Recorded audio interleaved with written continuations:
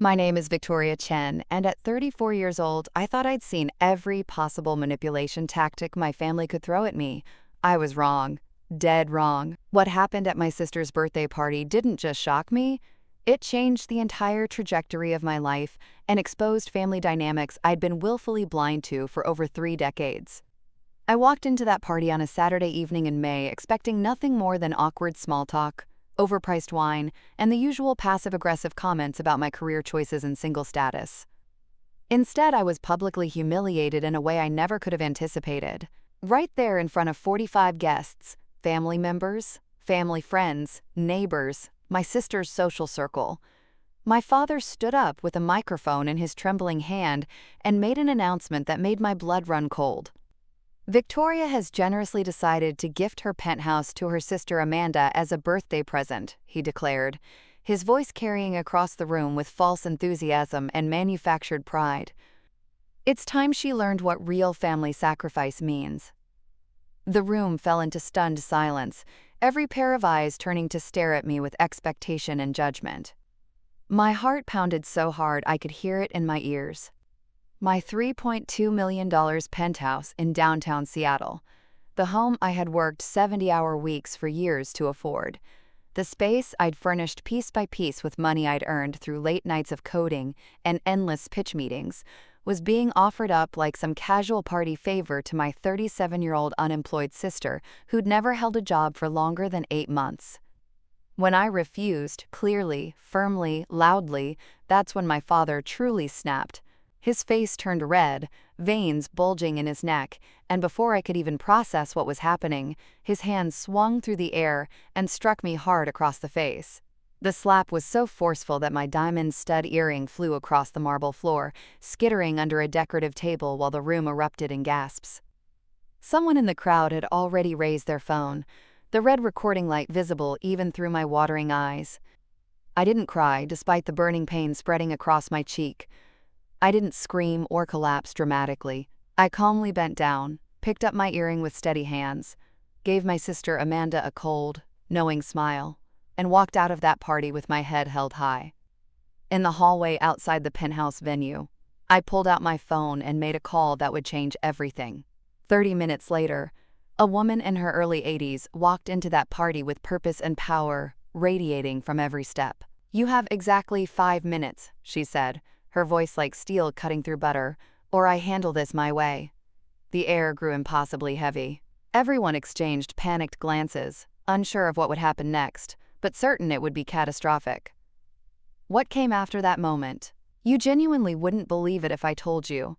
Without showing you every detail, every consequence, every person who fell, when the truth finally came to light. Before I share the rest of this wild story, tell me, what's your take on family obligations versus personal boundaries? Drop your thoughts in the comments. I'd love to know if you think I was right or wrong in what I did next. That evening, I stepped reluctantly into my parents' luxury home in the Bellevue Hills area of Seattle for Amanda's 37th birthday celebration.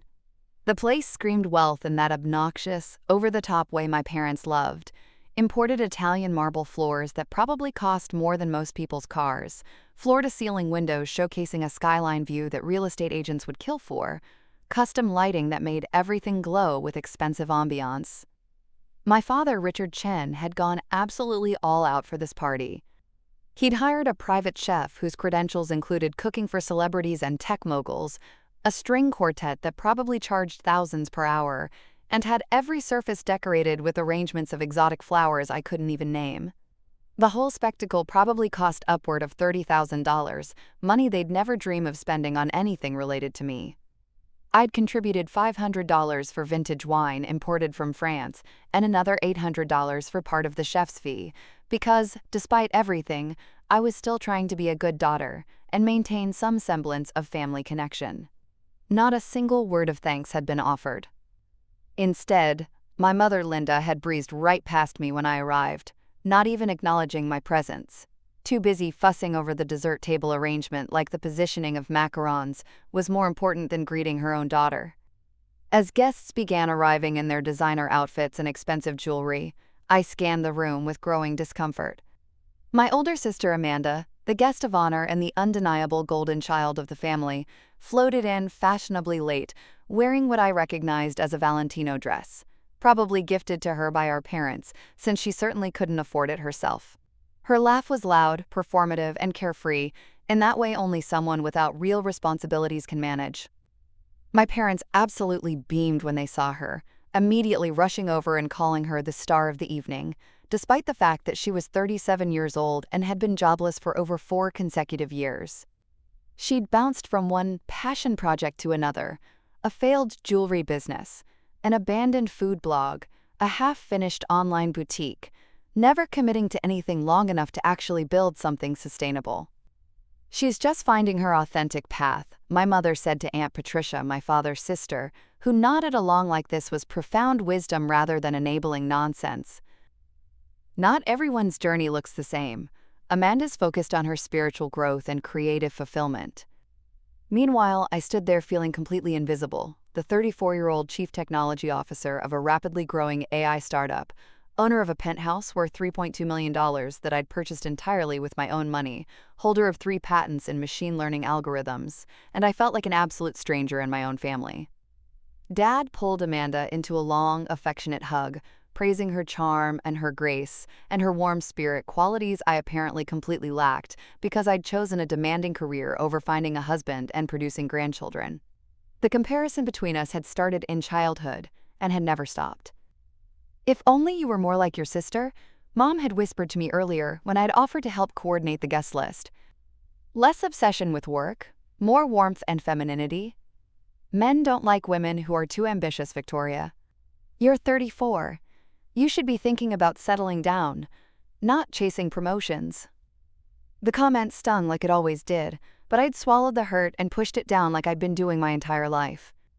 I'd learned early that expressing pain or anger in this family only led to being labeled too sensitive or dramatic. Aunt Patricia chimed in, her voice carrying that particular sharpness she reserved for me. "All that tech stuff and long hours at the office, does it actually make you happy, Victoria? Or just wealthy and lonely?" She emphasized the word lonely, like it was an indictment of my entire existence. Uncle Marcus, my mother's brother, laughed while sipping from a glass of the wine I'd paid for. "She's too busy building algorithms to build a family," he said mockingly. "What's the point of success if you come home to an empty penthouse every night?" Even my cousin Brandon, who was barely 28 and still living in his parents' basement, smirked and added his unwanted opinion. "Seems like a pretty hollow life if you ask me. All that money but nobody to share it with. Kinda sad, actually." The room buzzed with their collective judgment, each comment landing like a small cut. I tried desperately to blend in, making small talk with neighbors I barely knew, and family friends who'd watched me grow up but never really understood me. I smiled at their boring stories, nodded along with their excessive compliments for Amanda's free spirit and authentic journey, but the air felt oppressively heavy, like I was on trial for the crime of daring to succeed on my own terms. My parents didn't acknowledge my substantial financial contribution to making this party happen. They didn't mention my recent promotion to CTO, an achievement that had been covered in several tech publications. They didn't show even passing interest in the fact that I'd built an entire successful life from absolute scratch, with no family money or connections to help me. Amanda, meanwhile, soaked up praise like a sponge absorbs water. Her fiancé Ethan stood dutifully by her side. A nice enough guy with family money who'd proposed after knowing her for just 6 months, probably charmed by her free spirit act before realizing he was signing up to financially support someone with zero work ethic for the rest of his life. I caught Amanda's eye once across the room, hoping for even a flicker of gratitude for the money I'd contributed or recognition that we were sisters beyond competition. She looked directly at me, registered my presence, and deliberately looked away. The dismissal was clear and intentional.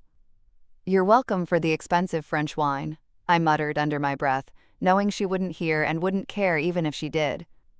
I moved toward the bar, pouring myself a generous glass of the wine I'd paid hundreds of dollars for, when Mrs. Thompson, a longtime family friend, approached with that condescending tone older women often use when they think they're being helpful. "You must be so incredibly proud of your sister," she said, her smile plastic and performative. She's got such a bright, exciting future ahead of her, such potential. I forced a smile while my fingers tightened around the wine glass until my knuckles went white. Proud of what, exactly? Amanda hadn't worked consistently in years. She'd been living off my parents' increasingly generous handouts while I'd climbed corporate ladders, negotiated multi-million-dollar contracts, and built something real and valuable. Yet here she was, being celebrated like some kind of aspirational figure, while I was treated like the family disappointment. My chest tightened painfully, but I pushed the hurt down deep, absolutely refusing to let any of them see me crack or show weakness. That's what they wanted, evidence that their criticism affected me, proof that I was unhappy, validation that my choices had been wrong. As the string quartet played elegant classical music in the background, Dad raised his crystal glass high, offering a toast to Amanda's quote, vibrant, beautiful spirit and her courage to live authentically. The guests clapped enthusiastically, their cheers echoing off the penthouse walls in a wave of validation for someone who'd accomplished essentially nothing. I stood alone in the corner, my stomach twisting itself into painful knots. A part of me, the little girl part that still desperately wanted parental approval, wanted so badly to belong here, to feel like an actual valued member of this family, instead of an obligation they tolerated. So I stayed despite every instinct screaming at me to leave. I pasted on my practice smile, shook hands with people whose names I couldn't remember, laughed at unfunny jokes, and made polite conversation about nothing that mattered. But deep down in a place I rarely let myself acknowledge, I knew this wasn't my place. The way they all looked at me, like I was simultaneously too much and not enough, too successful yet somehow still failing at what really mattered, made that devastatingly clear. I took a deep, steadying breath, straightened my shoulders in my expensive but conservative dress, and decided to stick it out for at least another hour. I owed my sister that much, right?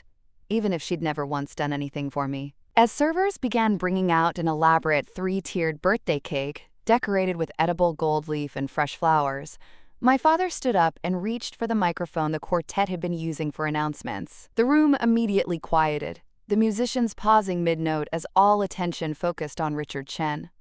Dad's smile was wide, almost theatrical in its exaggeration as he raised his champagne glass toward the crowd. His voice boomed through the space with practiced authority. "Tonight we celebrate my darling daughter Amanda's 37th birthday," he began, his tone warm and proud in a way he'd never used when talking about me. "And I have a very special announcement to make that I think will make this evening truly unforgettable." He paused for dramatic effect, clearly savoring the attention. The room leaned in, eager for whatever surprise was coming. "Our daughter Victoria," he continued, gesturing toward me with a sweep of his arm that made everyone's heads turn in my direction. "Our successful, ambitious daughter, who has been so blessed in her career, has generously decided to gift her downtown penthouse to Amanda. It's time my youngest daughter learned what true family sacrifice and support really mean." The words hit me like a physical assault. My vision actually blurred for a second, as my brain struggled to process what I just heard. 45 guests turned to stare at me with expressions ranging from surprise to approval to expectation. Several people actually started clapping before I'd even responded, assuming this was a done deal. My stomach churned violently. My penthouse, the home I'd saved for, the space I'd worked 60 and 70-hour weeks to afford, the place I'd decorated with furniture I'd carefully selected over years, the sanctuary I'd built for myself, was being casually offered up like a party favor. Like a trinket, like something disposable and insignificant. Amanda, standing next to Dad in her designer dress, let out a loud, performative gasp, pressing one manicured hand dramatically to her chest. "Oh my God, Daddy, really?" she exclaimed, her voice dripping with theatrical surprise. "Victoria's really doing this?" But I caught it. That tiny flicker in her eyes before the gasp, the way her lips had twitched upward for just a fraction of a second before she arranged her face into shocked gratitude. She'd known. This wasn't spontaneous at all. They'd planned this entire humiliation, probably rehearsed it, certainly discussed it without ever once thinking to actually ask me.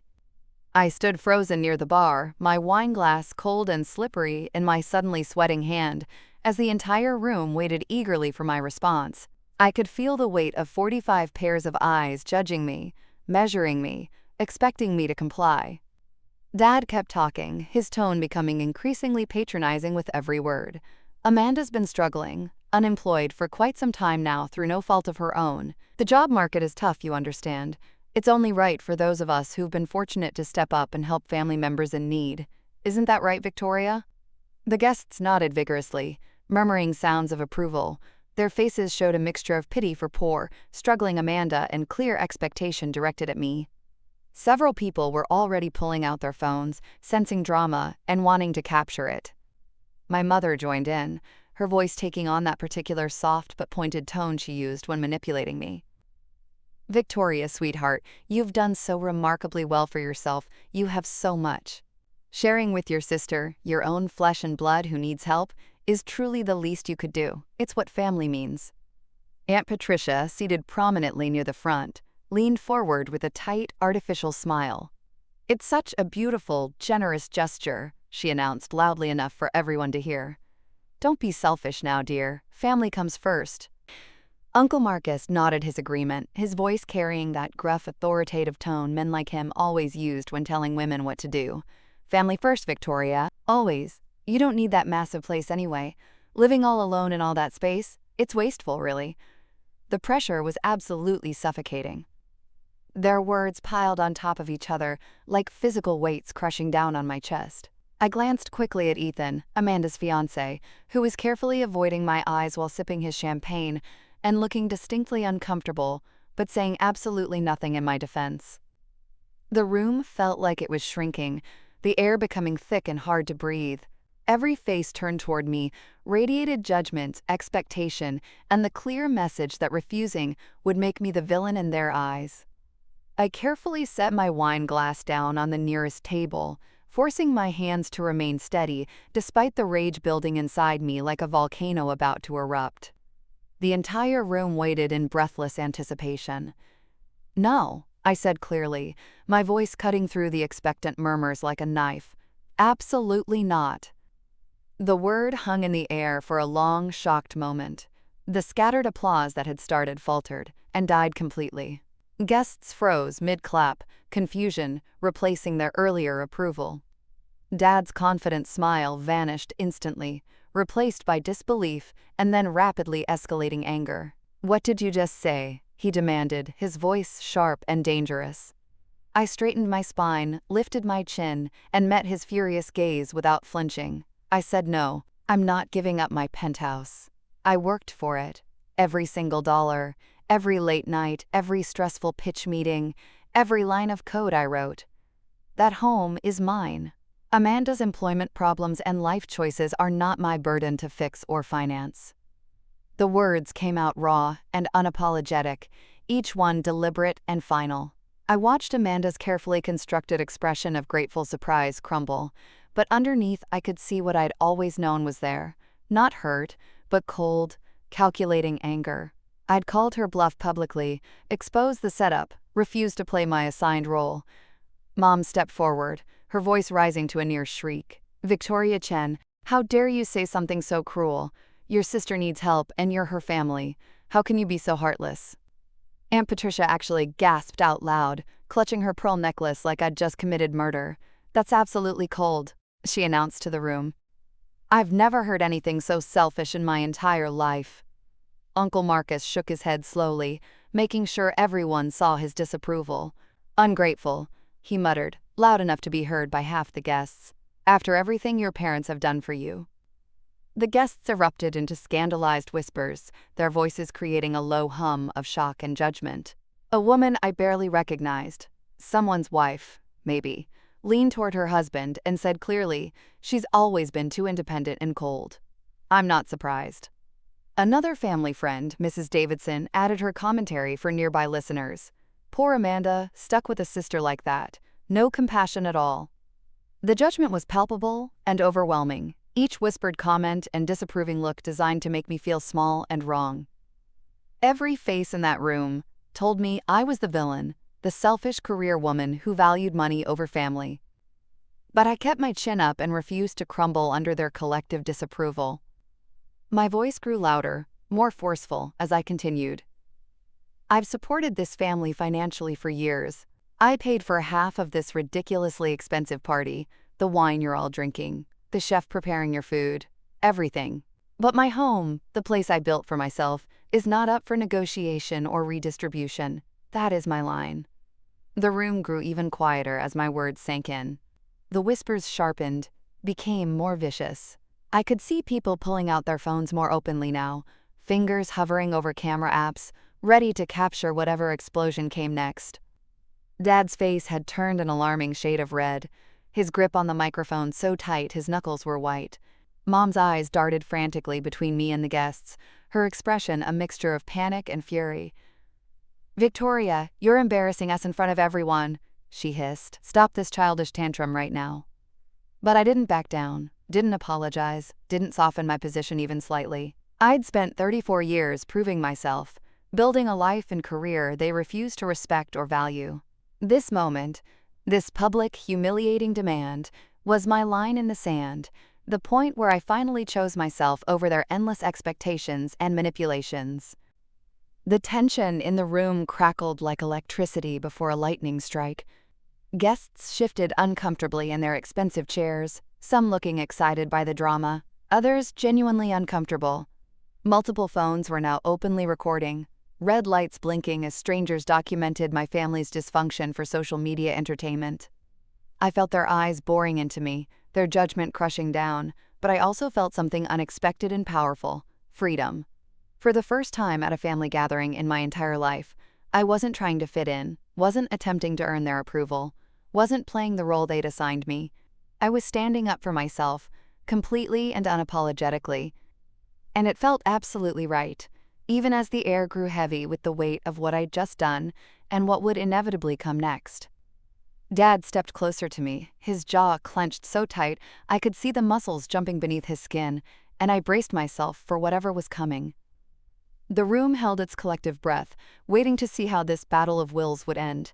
The room went deathly quiet as I held my ground, refusing to back down or apologize. My father's face twisted into an expression I'd never seen before: pure, unfiltered rage, mixed with something that looked almost like hatred.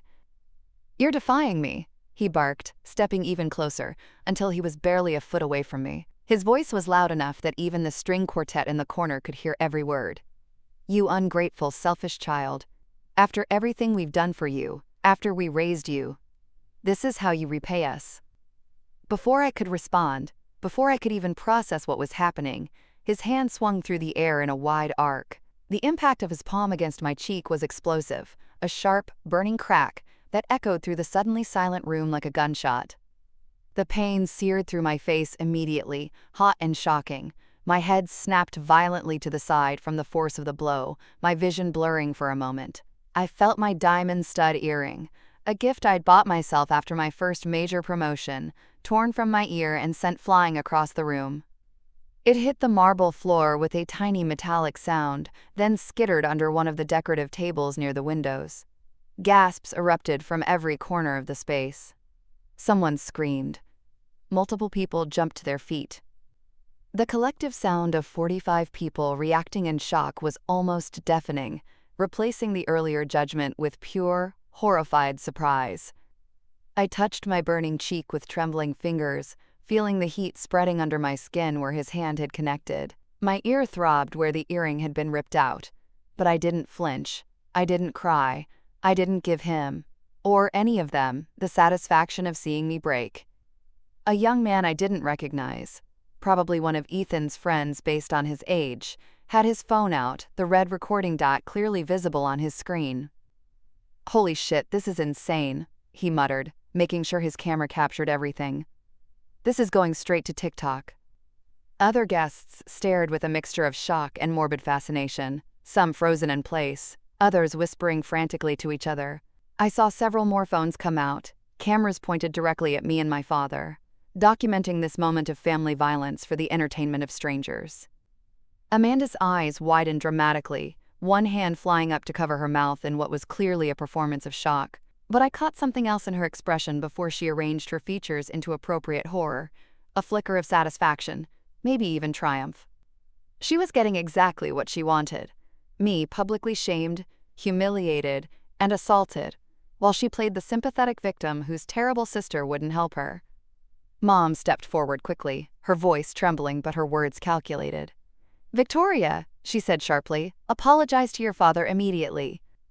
You provoked him with your selfishness and cruelty. This is your fault." I ignored her completely, my gaze locked on the diamond earring, now resting near a table leg about 10 feet away. I walked toward it slowly, my heels clicking deliberately on the marble floor, each step measured and controlled. Every eye in the room followed my movement. I bent down, my knees steady despite the adrenaline coursing through my body, and picked up the earring. Its smooth surface was cool against my palm, the diamond catching the light from the chandelier. As I stood back up, I turned to face Amanda, who stood beside Dad looking simultaneously smug and fake concerned. "Happy birthday, Amanda," I said, my voice low but perfectly clear, each word enunciated with deliberate precision. "I hope you got exactly what you wanted tonight." I slipped the earring into my clutch purse and turned toward the exit. The crowd of guests parted before me like the Red Sea, creating a clear path to the door. Nobody tried to stop me. Nobody apologized. Nobody asked if I was okay. As I walked through that silent crowd, I heard the whispers starting up again, lower now but no less vicious. Did she really just walk out after that? Can you believe she still refused to give up the penthouse, even after? She's always been difficult. This isn't surprising. Poor Richard and Linda. Their daughter is so cold. I didn't look back. The weight of their judgment, their misplaced sympathy for my father who'd just assaulted me in public, their complete inability to see the truth. None of it could touch me anymore. I was done trying to make these people understand or value me. In the hallway outside the party venue, the heavy double doors clicked shut behind me, immediately muffling the chaos I'd left behind. The hallway was blessedly quiet, just the distant hum of elevator machinery and my own ragged breathing. My cheeks still throbbed painfully, the skin hot and probably already showing a red handprint. My ear ached where the earring had been torn free, but underneath the physical pain, I felt something unexpected, a strange sense of clarity and calm. I pulled out my phone with hands that were now steady and purposeful. I scrolled through my contacts and found the name I needed. Kayla Morrison, my best friend since college, the only person who'd consistently called out my family's toxic dynamics over the years. She answered on the first ring, her voice immediately alert despite the late hour. "Vic? What's wrong? I can hear it in your breathing." I leaned against the cool marble wall, feeling its solidity anchor me. "Dad just slapped me," I said, my tone flat and almost emotionless despite the gravity of what I was saying. In front of 45 people, at Amanda's birthday party. There was a sharp intake of breath on the other end. "He did what?" Kayla's voice exploded with fury. "Victoria Chen, tell me you're joking right now." I wish I was. I closed my eyes, the scene replaying behind my eyelids. He announced to the entire party that I was giving Amanda my penthouse as a birthday gift. Didn't ask me, just announced it like it was already decided. When I refused in front of everyone, he completely lost it and hit me hard enough to knock my earring across the room. Jesus Christ. Kayla's voice was tight with barely controlled rage. "Where are you right now? Are you safe?" "I'm in the hallway outside." I walked out, left them all standing there shocked. I opened my eyes, staring at the expensive artwork on the hallway walls. Multiple people recorded it on their phones. It's probably already being uploaded somewhere. Kayla was silent for a moment, and I could practically hear her thinking through options. "Okay, listen to me. First, are you hurt? Do you need medical attention?" Just a red face and a sore ear, nothing that won't heal. I touched my cheek gingerly. "The physical damage isn't the issue." "The issue," Kayla said firmly, "is that your father committed assault and battery in front of witnesses, and your entire family just watched it happen and blamed you for it. Vic, this is beyond toxic. This is criminal." I nodded even though she couldn't see me. Hearing her say it out loud, naming what had happened in clear, legal terms, made something click into place in my mind. "You need to call your grandmother," Kayla continued, her voice becoming more animated. "Call Eleanor right now. Your grandmother has never let your parents' bullshit slide, and she sure as hell won't let this go. She'll shut this whole thing down." I straightened up, feeling a spark of something. Hope, maybe, or just the possibility of justice. Kayla was absolutely right. Grandma Eleanor, my father's mother, had always been the one person in my family who saw through the favoritism, who'd called out my parents' treatment of me, who'd never bought into Amanda's helpless act. At 82 years old, Eleanor Chen was sharper than people half her age, wealthy from her own successful business ventures, and known for having exactly zero tolerance for manipulation or injustice. She held significant power in the family, both financial and social, and my parents had always been careful around her, knowing she could cut them off completely if they crossed her. "Do it," Kayla urged again. "Call her right now, tell her everything, the demand, the slap, all of it. Let Eleanor handle this her way." I pulled up Eleanor's contact, my thumb hovering over her name. The hallway suddenly felt less lonely, less overwhelming. "You're right," I said quietly. "If anyone can make them face consequences, it's her." "Damn straight," Kayla said fiercely. "And Vic, I'm proud of you for standing up to them, for not giving in. You didn't deserve any of that, and I hope you know that." My throat tightened with emotion, but I pushed it down. "Thanks, Kay. I'll call you after I talk to Eleanor." "You better, and if you need me to come get you, I'm in my car in 60 seconds. Just say the word." I ended the call and stared at Eleanor's name on my screen. My heart was pounding again, but this time with determination rather than shock. I took one deep breath, then another, gathering my courage.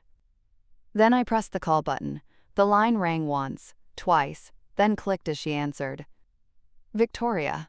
Eleanor's voice came through strong and alert despite the hour. "This is late for you to call. What's happened?" I took a final steadying breath. "Grandma, I need to tell you what just happened at Amanda's party. And I need your help." 35 minutes after I'd called her from the hallway, Eleanor Chen arrived at my parents' Bellevue home like a force of nature wrapped in designer clothing and righteous fury. I'd waited in the lobby of the building, sitting on an expensive leather bench, my cheek still burning from the slap. When Eleanor walked through the glass doors, I barely recognized the expression on her face. I'd seen her annoyed before, even angry, but this was something different. Cold, calculating rage mixed with steely determination.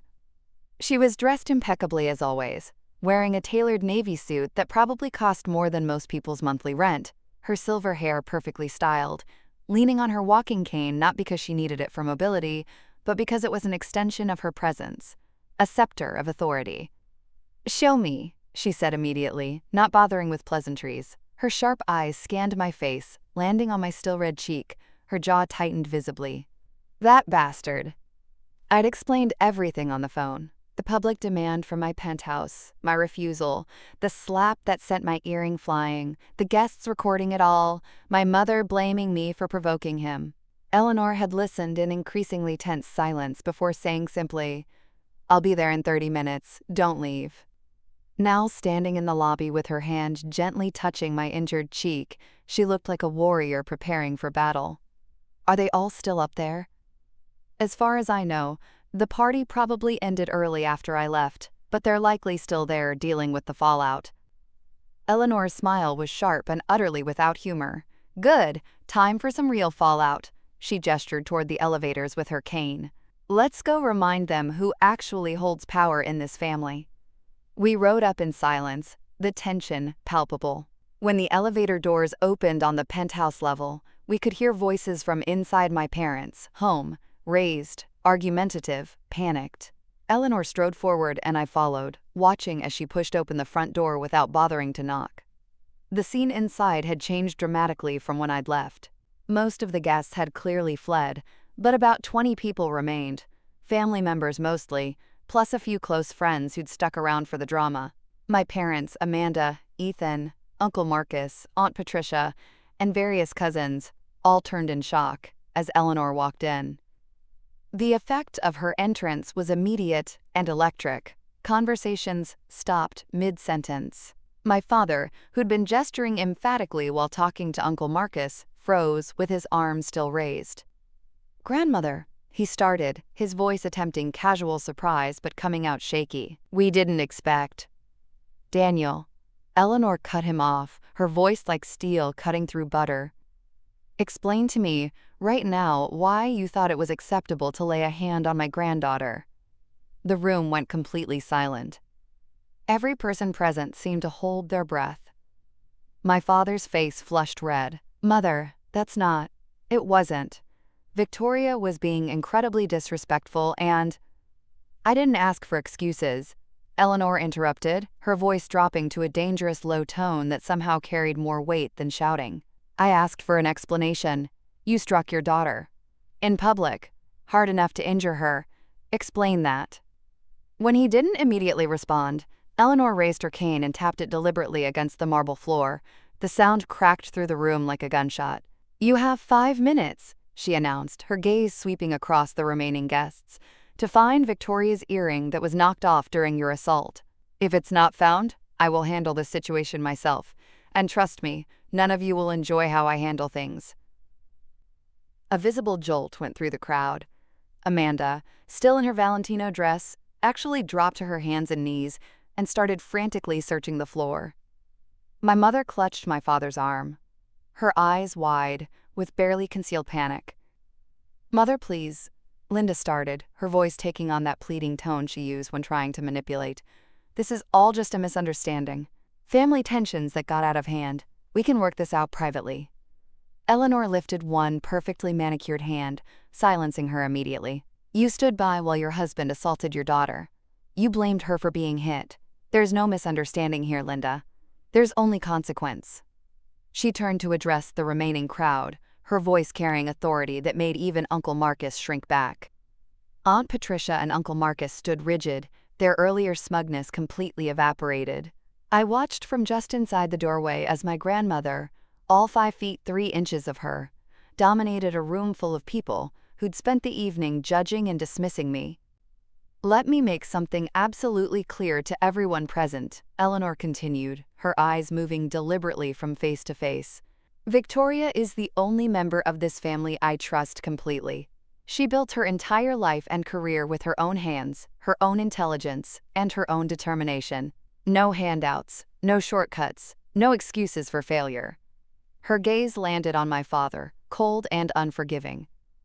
"Daniel, you run a successful business, but you've utterly failed at running a family fairly.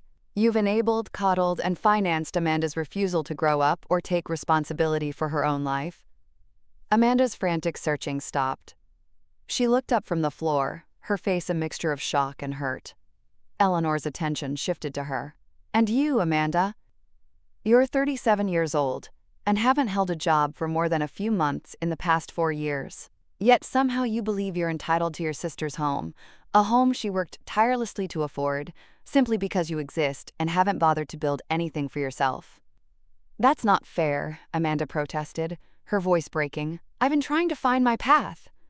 "For 15 years?" Eleanor's voice was cutting. "At what point does finding your path become refusing to walk any path at all?" The silence that followed was crushing. Amanda's face crumpled, but this time the tears looked genuine rather than performative. Eleanor turned back to the center of the room, addressing everyone. "I've made a decision that I should have made years ago. I'm rewriting my will immediately. Everything, my entire estate, my investments, my properties, my accounts, will go to Victoria." The words landed like a bomb in the center of the room. My mother let out a strangled sound, somewhere between a gasp and a cry. "You can't!" she screamed, her composure completely shattering. "Mother Chen, you can't do this to us." "I absolutely can," Eleanor replied coldly, "and I am." Amanda collapsed into the nearest chair, her earlier fake tears replaced by real, desperate sobbing. "Grandma, please, I didn't mean for any of this to happen," she begged, her voice breaking with genuine panic now. "Please don't do this." My father stood frozen, his jaw clenched so tight I thought his teeth might crack. Aunt Patricia whispered frantically to Uncle Marcus, "This is insanity." "She's leaving everything to one granddaughter?" The remaining guests buzzed with shock, phones out again, recording this new dramatic development. Mrs. Thompson clutched her designer handbag, murmuring to her husband. Eleanor Chen just disinherited her entire family except Victoria. Another family friend, someone's colleague, shook her head in disbelief. "Amanda's finished now. No inheritance, no penthouse, probably no wedding either." Eleanor's expression remained completely unmoved by the chaos she'd created. Victoria has demonstrated character, work ethic, integrity, and independence. She's the only one in this room who's earned respect rather than demanding it. She turned to look directly at me, standing quietly by the door, and her expression softened just slightly. Our eyes met, and she gave me a small, fierce nod that conveyed pride, support, and unwavering loyalty. Amanda's sobs grew louder and more desperate. "Grandma, please, I'm begging you," she cried, her voice hoarse and broken. "I didn't know Dad was going to hit her. I didn't want any of this. Please don't punish me for his mistakes." Eleanor's gaze didn't soften even slightly. "You knew exactly what your father planned tonight. You were complicit in attempting to take your sisters home. Your surprise was rehearsed. Your tears were calculated. Until 30 seconds ago, when you realized there would be actual consequences for you." My mother tried again, dropping Linda's usual, carefully controlled tone for raw desperation. "Mother Chen, we're family. You can't tear us apart like this. This is cruel." "Cruel?" Eleanor's voice rose for the first time, sharp and cutting. "Cruel is what you've done to Victoria for 34 years. Cruel is demanding she surrender a home she earned.